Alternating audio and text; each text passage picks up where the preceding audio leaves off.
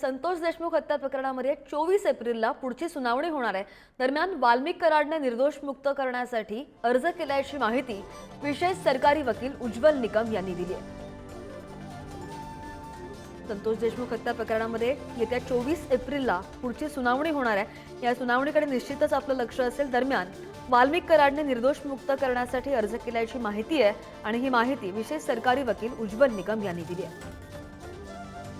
आरोपी वाल्मिक याने या खटल्यातून मला निर्दोष मुक्त करावे, कारण माझ्या विरुद्ध कोणताही प्राथमिक पुरावा नाही अशा तऱ्हेचा न्यायालयात अर्ज केलेला आहे। या अर्जावरती न्यायालयाने सीआयडीचं म्हणणं मागितलेलं आहे, जे सीआयडीचं म्हणणं येत्या 24 तारखेला न्यायालयात हजर केलं जाईल। त्यानंतर त्याच्यावरती सुनावणी होईल। सुनावणीच्या अगोदर आमचं फास्ट ट्रॅक कोर्टात घ्यायची मागणी आहे आणि आम्ही ते देणार आहोत। हे 6 महिन्यात 7 महिन्यात हे निकाल लागला पाहिजे आणि लवकरच त्याचा म्हणजे या आरोपींना शिक्षा झाली पाहिजे।